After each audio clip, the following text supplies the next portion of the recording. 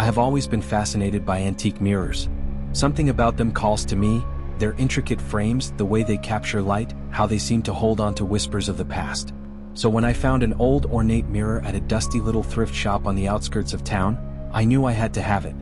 The glass was smooth, untouched by time, and the frame, a deep, curling gold, looked almost too perfect.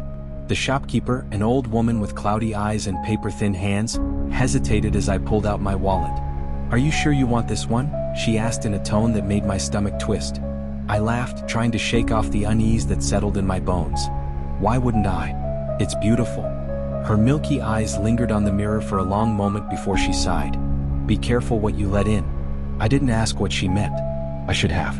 That night, I hung the mirror in my bedroom directly across from my bed.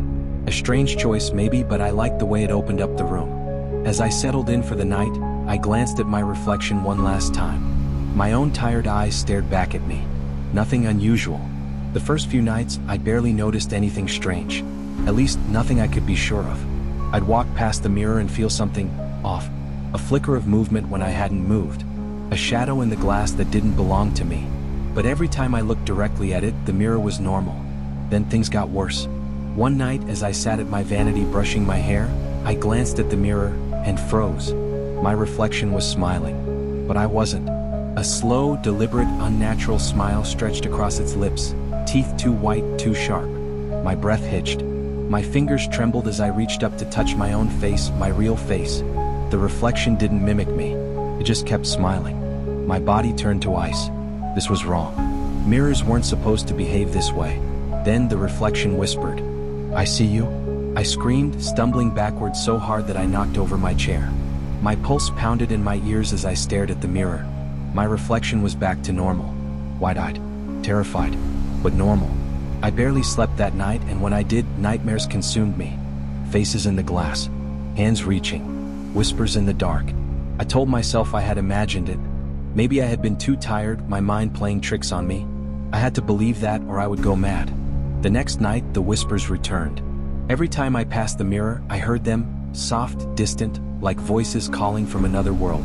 Sometimes they laughed, sometimes they sobbed, and sometimes they said my name.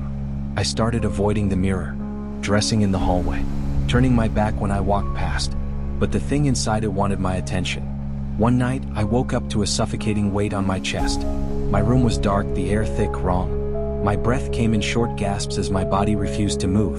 Sleep paralysis, I told myself. Just sleep paralysis. Then I saw it. Standing at the foot of my bed was my reflection. At first, I thought I was still dreaming. The room was shrouded in shadows, but the figure in front of me was unmistakable. It was me, but not me. Its skin was pale, almost gray, its eyes sunken and hollow. It was smiling again. The same stretched, unnatural grin. I tried to scream, but my throat was locked. My body was frozen. The thing knelt beside my bed, its face inches from mine. "You let me in," it whispered, its voice dripping with malice. A tear slipped down my cheek as I tried desperately to wake up.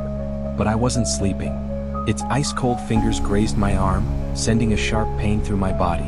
My vision blurred, the room tilting, darkening, swallowing me whole. Then I woke up. Sunlight streamed through my window. I gasped for air, my heart pounding against my ribs. The nightmare was over. Except it wasn't. I sat up, trying to shake the fear from my bones. But something felt different. Slowly, I turned toward the mirror. My reflection stood there, motionless. Then it grinned. And I realized I was no longer the one outside the glass. I pounded on the inside of the mirror, screaming, but my room remained silent. My reflection, the thing wearing my face, tilted its head, watching me with amusement. Then, without breaking eye contact, it walked away. I was trapped. Days passed, though I couldn't tell how many. The mirror world had no time, only shadows stretching endlessly into nothing. I didn't need to eat, didn't need to sleep. I only existed, screaming in silence, watching the thing in my body live my life. I saw everything. It wore my face, spoke in my voice, laughed with my friends. But it wasn't me. It was something else. And worst of all, no one noticed. Not my best friend. Not my mother. Not even my cat. The thing pretending to be me was perfect. It was charming, confident. Better than I had ever been. I watched, helpless as it thrived in my skin. But I knew the truth. It wasn't me. And then one night it looked directly into the mirror. Directly at me. I had spent days, maybe weeks, screaming, clawing at the glass, trying to break free. But this was the first time it acknowledged me. It smiled. And then it whispered the words that shattered my last shred of hope. "You let me in, and now you'll never get you."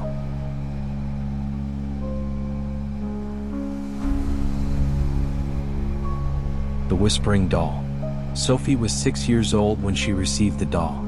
It was a gift from her grandmother, who had a habit of giving strange, old-fashioned presents.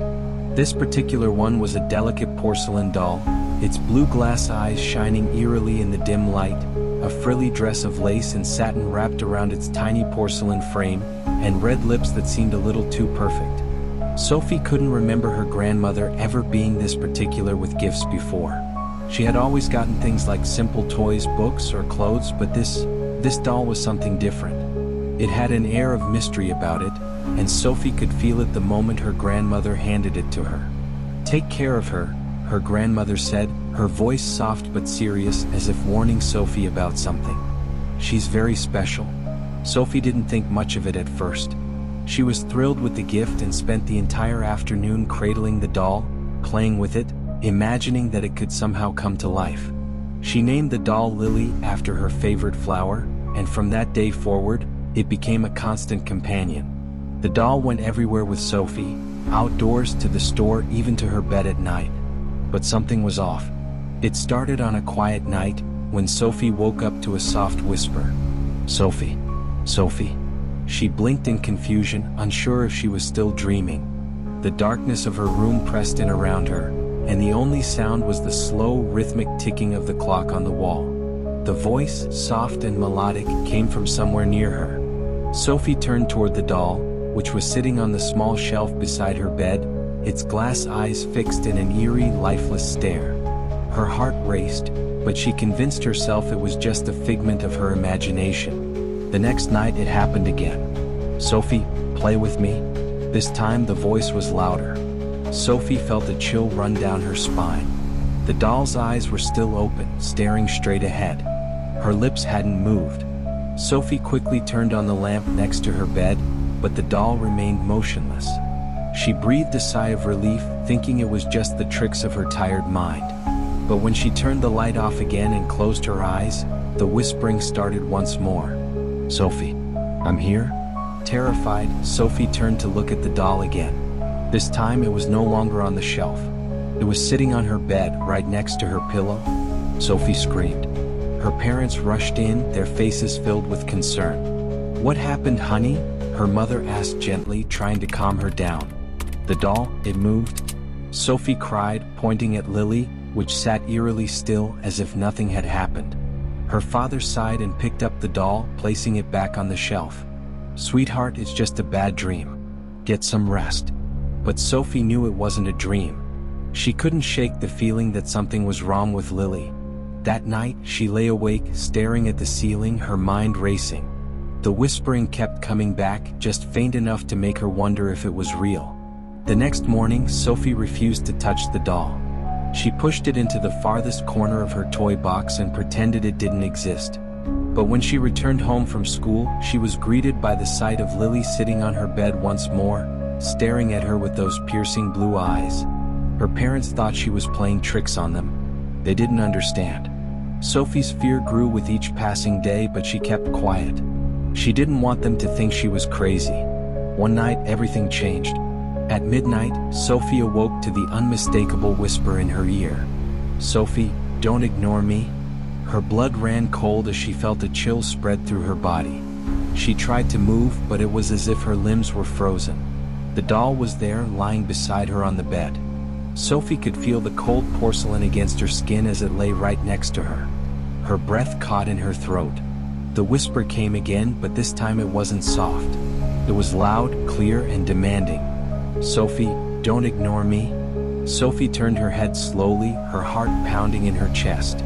She was too terrified to scream. The doll's eyes were wide open, staring right at her. It was as though the doll was alive, watching her, waiting for something. Sophie couldn't stand it anymore. She scrambled to get away, but as she moved, the doll's tiny porcelain hand twitched. Sophie screamed, throwing the doll as hard as she could. It hit the wall with a sharp crack and landed face down on the floor. Her parents rushed in, half asleep and irritated. "Sophie, what is wrong with you?" her father shouted. "You're making a scene again." Sophie pointed at the doll, which lay motionless on the floor. She moved. She whispered in my ear. I swear she was alive." Her mother picked up the doll and turned it over. Her face went pale and her hands shook slightly as she held it. "Look," she said, her voice trembling. Her mouth, it's open. Sophie stared, wide-eyed, as she saw that the doll's mouth was indeed slightly parted. It had never been like that before. It had always been sealed shut, with those red lips curved into a soft smile. Her mother set the doll back on the shelf. "Go to sleep, Sophie. It's just your imagination." But Sophie couldn't sleep. She couldn't get the image of Lily's open mouth out of her mind. The next day she begged her grandmother to take the doll back. She didn't want to be near it anymore. Her grandmother agreed, but she didn't say much about it. She simply took the doll, and from that day on, Sophie never saw it again. Years passed and Sophie grew older. She tried to forget about Lily, convincing herself that it was just a childish imagination. But deep down she knew the truth. There had been something wrong with that doll. Something she couldn't explain. And the memories of the whispers and the cold breath never quite left her. When Sophie was 16, she visited her grandmother's house again. The old house smelled of lavender and dust, just like she remembered. But this time there was an odd feeling in the air. As she wandered into the attic, she noticed an old wooden trunk. It had been years since she had been in the attic, and she was sure she had never seen this trunk before. It was large, with brass handles and old, faded markings on the side. Her heart raced as she approached the trunk. There was something about it that made her feel uneasy. With trembling hands, Sophie opened the lid. And there, nestled among layers of yellowed lace and old blankets, was Lily. "Me, but I'm still here?" The doll looked exactly the same as Sophie remembered. Her glassy blue eyes, her frilly dress, and the tiny red lips. But there was something different this time. The lips were slightly parted, as if frozen in the middle of a sentence. It was as though the doll was waiting for something Sophie wasn't sure she wanted to hear. "No," Sophie whispered to herself, stepping back. Her breath hitched as her fingers trembled. "It can't be." She reached out, her fingers brushing the porcelain. The moment her skin touched the doll, a sharp, icy cold spread through her hand, creeping up her arm. The temperature around her dropped, and she felt a sudden heaviness in the air. And then she heard it. "Sophie, I missed you." The voice came from nowhere, but it was so real. Sophie screamed and stumbled backward, her heart racing. The attic door slammed shut behind her with a deafening bang. She rushed to it, pounding on the wood, calling for her grandmother. But the thick air around her made her voice sound muffled, as if it were being swallowed by the walls. The whispering grew louder. The doll was moving. Sophie turned, her eyes wide with terror. Lily's tiny porcelain hand twitched, and the doll's frilly dress rustled, even though there was no wind. Sophie's mouth went dry as the doll's lips slowly parted, forming words she could never escape. "Let's play?" Sophie's breath caught in her throat. She grabbed the nearest object, a metal candlestick, and swung it at the doll with all her strength. The candlestick hit the doll with a sharp crack, and the porcelain shattered, sending pieces flying in all directions. But as soon as the doll's head broke, a dark mist poured out, swirling in the air like smoke. A piercing, blood-curdling scream echoed through the attic, shaking the walls. Sophie covered her ears, trembling, but the sound seemed to come from all around her. The mist began to form into a shape, a shadowy figure with hollow eyes and an open mouth, wailing in rage. Sophie stumbled backward, her legs giving way beneath her. The shadow loomed closer, its presence suffocating. Then, as suddenly as it had started, everything stopped. The air went still. The attic door creaked open. Sophie ran, breathless, her heart pounding in her chest. She didn't stop until she reached her grandmother, who was sitting in her rocking chair, eyes closed as if deep in thought. "You found her, didn't you?" her grandmother said softly without looking up. Sophie nodded, her voice shaky. What was she?" Her grandmother sighed, her expression unreadable. "Not everything is meant to be understood, my dear. Some spirits attach themselves to things and some never want to let go." "Is it gone?" Sophie asked, her voice barely a whisper. Her grandmother looked at her with sad eyes. "For now." That night, Sophie couldn't sleep. She kept thinking about the mist, the whispering, and the cold touch of porcelain against her skin. She closed her eyes, trying to push the memories away, but just as she started to drift off, a cold breeze swept through the room. And then she heard the whisper again. "Sophie, you broke."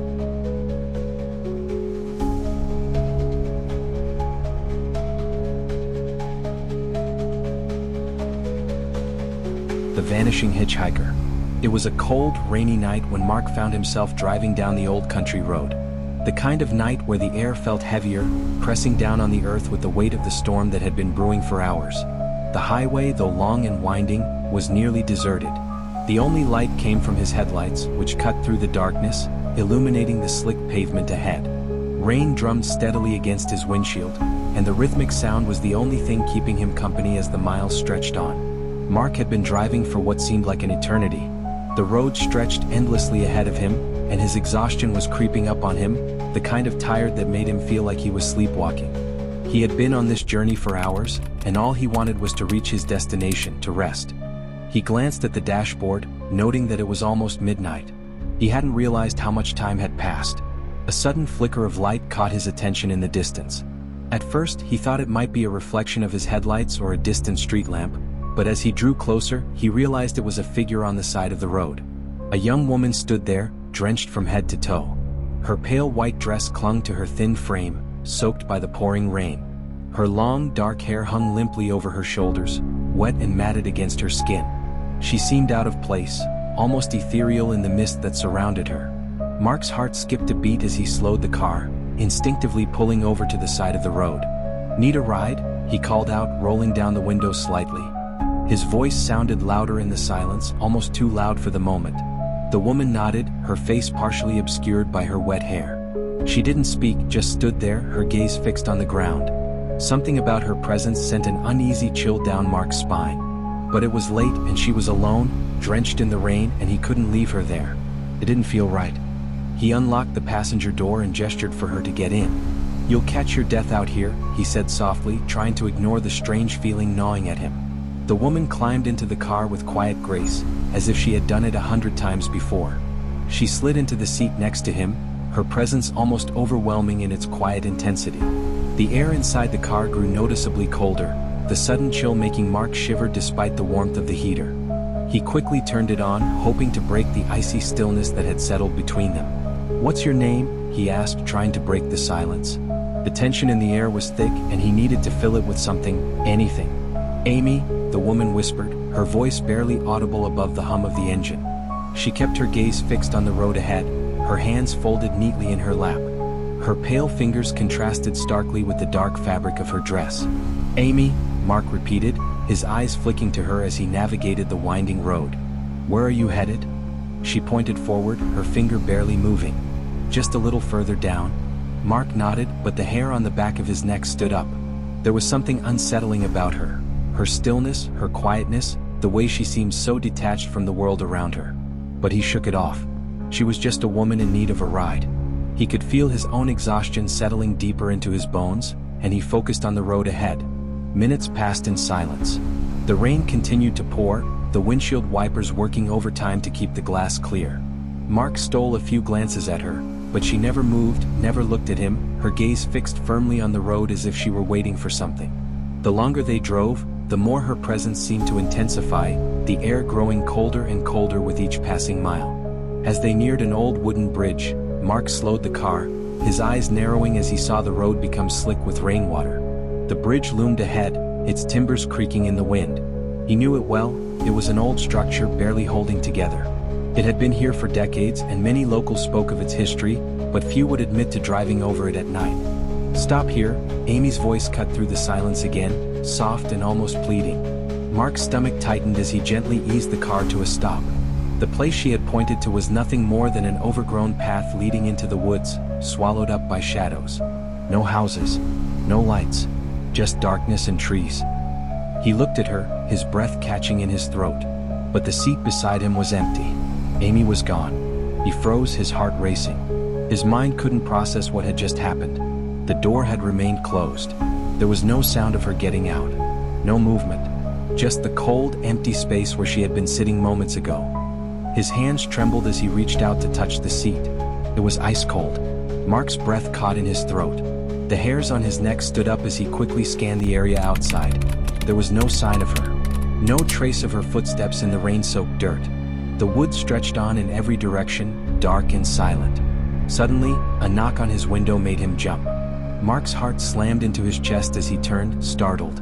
A man stood outside in the rain, his expression grim. The man's clothes were soaked, but he didn't seem bothered by the downpour. His eyes, dark and tired, locked onto Mark's as he stepped closer to the car.